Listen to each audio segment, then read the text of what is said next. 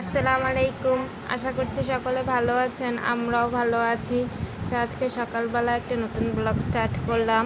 আজকে বছরের প্রথম জাম আনা হলো, তো জামগুলোকে প্রথমে মেখে নিচ্ছি, আমরা লবণ মরিচ দিয়ে মেখে খাবো। তাই এই যে জামগুলোকে মেখে নেওয়া হচ্ছে। একদম কালো কালো জাম, একটা টেস্ট করে দেখেছিলাম, খুব মিষ্টি। জাম খেতে খুব ভালোই লাগে, আর যেহেতু এটা গ্রীষ্মকালীন ফল তাই বছরে সবসময় পাওয়াই যায় না, এই টাইমেই পাওয়া যায়। তো আপনারাও টেস্ট করে দেখবেন, ভালোই লাগে। তো আমগুলোকে মেখে নেওয়ার পর এখন এখানে লবণ আর মরিচ দিলাম, এরপর এগুলোকে একসাথে মাখানো হবে, তারপরে একটা পারফেক্ট জাম বানানি তৈরি হয়ে যাবে। এখন এই যে মাখানো হচ্ছে জামগুলোকে, একটা ঢাকনা দিয়ে এরকম ঝাঁকালে বেশি ভালো হয়, তারপরে সব জায়গায় সমানভাবে লবণ আর মরিচ যায়।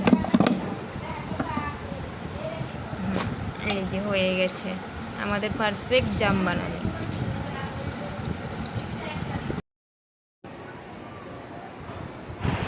এই যে দুপুরবেলা আকাশে একটু মেঘাচ্ছন্ন ভাব, আকাশটা কেমন ধরে কালো হয়ে গেছে। তাই আপনাদের সাথে একটু শেয়ার করলাম বারান্দা দাঁড়াইয়া দাঁড়াইয়া আকাশের অবস্থাটা। আর আমাদের পাশে রাস্তা হয়ে গেছে এখন। এই যে মাটি, এই জায়গাগুলো আগে খালি জায়গা পড়ে আসলো, আর এখন মানুষে মাটি পালাইয়া ভরাট করে রাখতেছে বাড়ি করার জন্য। কি জায়গা কি হয়ে যাইতে আসছে। আগে কত সস্তা আসলো এই জায়গাগুলো, আর এখন অনেক টাকা, 50 লাখ টাকা করে কাটা হইয়া গেছে। এই যে ছেলের জন্য পরোটা বানাইলাম সকাল সকাল, আমরা খাইলাম রুটি। এই যে ছেলের পরোটা আর ছেলের চা হইতে আছে।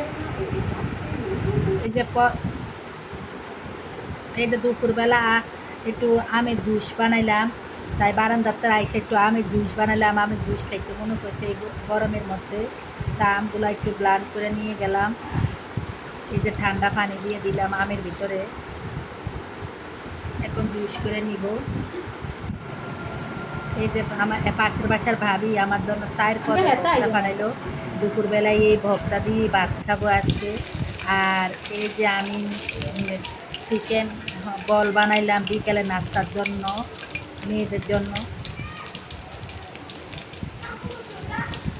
একটু ফ্রাই করে নিয়ে দেখতে আসছি।